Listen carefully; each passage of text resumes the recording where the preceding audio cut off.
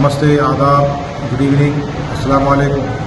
రేపు అనగా 18 తారీఖు ఉదయం 10 గంటలకు ఉయ్యాని మనోహర్ రెడ్డి గారి ఆధ్వర్యంలో రేపు రైతు రుణమాఫీ సందర్భంగా మన ప్రియతమ నాయకుడు గౌరవనీయులు సీఎం రేవంత్ రెడ్డి అన్న గారి పాలాభిషేకం ప్రోగ్రాం నిర్వహించబడింది. కావున మీరు అందరూ ఎమ్మెల్యే క్యాంప్ ఆఫీస్కి పొద్దున 10 గంటలకి హాజరు కావాలని మనవి.